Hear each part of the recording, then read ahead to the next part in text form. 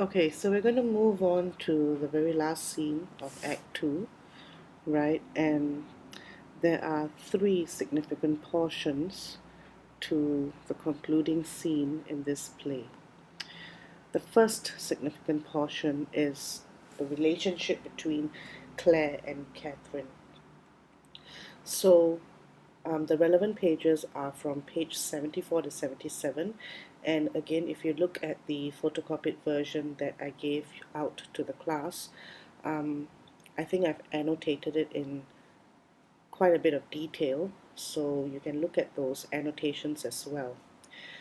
I'm just going to touch on the main points um, dealing with these pages, right? So the scene opens with an intimate moment where both sisters are sharing a cup of coffee, and you can get the sense of how Claire is really trying to get Catherine to feel more positive about her shift to New York City, right? She comes up with many different ways to sell, right, New York City to Catherine and make it seem more appealing to her.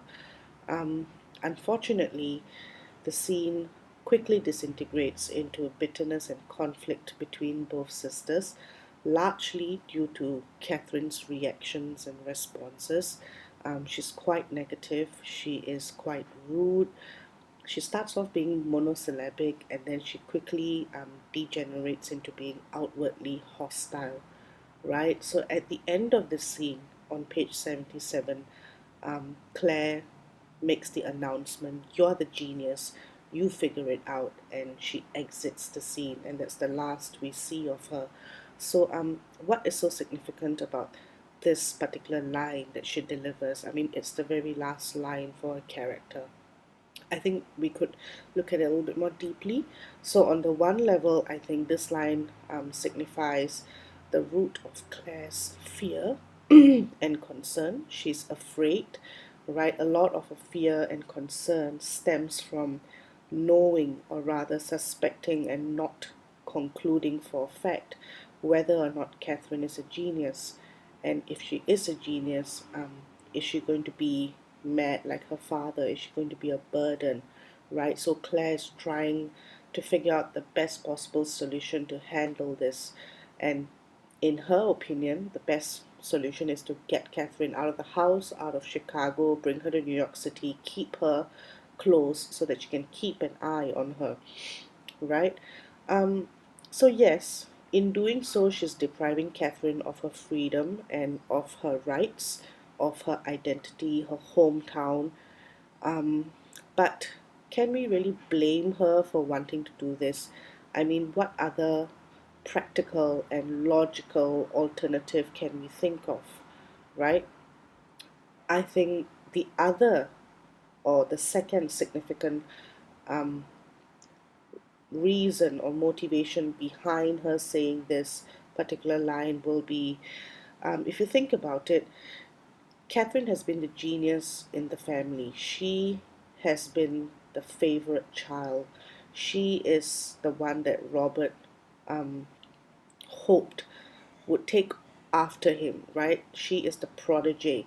And Claire was just the ordinary daughter who inherited 1,000 of his talent. Um, and if you think about it, right, despite being the apple of his eye, his hopeful prodigy, Catherine got so little attention and real love and nurturing from him. Then what about Claire? I mean, if she only had 1,000 of his talent, how much attention do you think he paid to Claire? So I think there's a lot of hurt and resentment, right? And some jealousy perhaps coming from Claire as well, right? She's like, okay, so what do I know? I mean, you're the genius. You were daddy's little girl, so you go figure it out, and I'm just going to like wash my hands off of you. So those are the two levels of significance for this quote. Number one, her fear, right, as to whether or not Catherine really is a genius and whether or not she's going to go mad. And number two, at probably being left out and being ignored by Robert even more than Catherine was. Okay, so that's Claire and Catherine. So we'll now move on to Hal and Catherine. So in this scene, Hal returns triumphant. His investigations have proven that the proof that Catherine wrote is authentic. So my question is, had the proof, right, been less authentic, or had it been problematic, had it not been so perfect and elegant, do you think he would have returned being so supportive towards Catherine? Okay, so he comes up with several ways to justify and rationalize why he believes Catherine now. A whole host of reasons. If you look at the relevant pages again in scene 5, for instance, he talks about how the methods used in the writing of this proof is a lot more recent and hip. And Robert came from a previous generation and his methodology was different. He even comes up with some theory to justify the fact that the handwriting was similar because children have proven to mimic their parents' writing. And at the end of it all, he says, he declares to Catherine that I'm trying to correct things here. So, my question to you for this is, to what extent do you believe him? What do you think his real motivations are? I mean, now that he realizes that the proof is authentic, he knows that it's pretty much a groundbreaking discovery, and possibly he wants to get some recognition for it as well. Or perhaps he realizes, wow, here's a girl who's incredibly talented, and I like her, and I shouldn't have doubted her, and I'm really trying to fix things here. So it's up to you to make that judgment call, right? It really depends on, as a reader, when you engage with Hal's character, what do you think your final impression is? Um, so the third thing is this whole dilemma between proof versus trust. So let's look at this particular scene on page 81, which is really important. Um, After listening to Hal's justifications and so on, Catherine just tells him off and she says, you can't just come here and expect everything to be okay after betraying my trust. I mean, the book, the math, the dates, the writing, all of it is just stuff. It's just evidence. It doesn't prove anything. And then Hal says, okay, so what would? And then she says, nothing. You should have just trusted me. And then there's this beat, which is really poignant, right? Why is there a beat? It's to really reinforce to the audience this dichotomy um, between the logic of wanting proof, of always seeking to have everything proven to you, right? Versus, okay, the trust and the emotions that come along with love. So this is a great scene to really show the contrast between maths and love. Okay, the opposite ends of it. And I think when Hal responds and he says, I know, um, I think finally there is some guilt of admission here for him, where he realizes, yeah, he should have trusted her and he shouldn't have been such a stickler for wanting to prove it first before he trusts her. Okay, so the next bit is about Catherine's fear.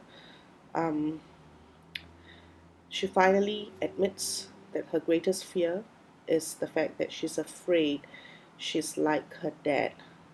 But what's interesting is when you look at how she explains how is it that she came to write this proof, her motivations, her inspirations were completely mundane.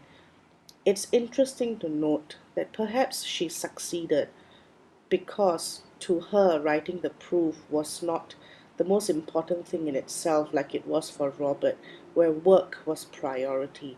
But perhaps she wrote the proof to cope with what was really important to her, and that is to love and care for her father.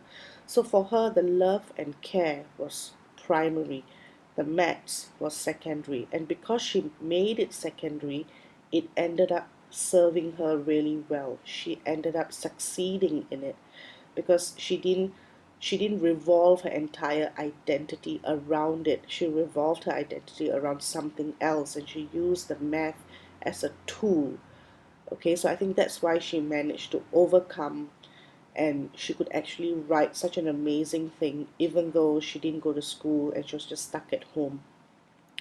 And at the end of it, she talks about her perspective into this whole thing, her whole journey, her whole product, and all she can see are the compromises, the approximations, and how it's lumpy.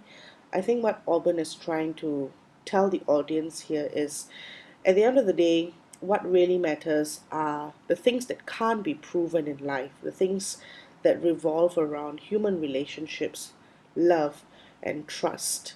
And a lot of this is based, or it comes about because of compromising, because of just mere approximations. I mean, nothing can be proven for fact, for real. When you love somebody, you have to take the risk and you just go along with it. And everything that's important and beautiful in life, it's never going to be elegant like a piece of maths. It's always going to be lumpy, and yet it's still beautiful. Okay, so these are, I think, really the most important points that you need to take away with you in the concluding scene to this play. And I'm just going to leave you with some questions to think about, right? I'm not going to give you answers for these questions because you really need to think about them on your own and derive your own opinions. The first question is, why did Auburn not resolve the conflict between Claire and Catherine? Okay, why do you think he left it on such a bitter note? The second question is, why did Catherine forgive Hal so easily and not Claire? Right? It seems a little bit unfair. Again, it's up to you to make something out of that. And last of all, in your opinion, to what extent do you think Catherine eventually reached a kind of resolution or balance or coming to terms with her identity versus her legacy, with her mathematical talent versus her ability to love, with her genius versus her fear for madness? Okay, so how do you think she reached a kind of um, coming to terms with it? So these are the questions I'm going to leave you to think about.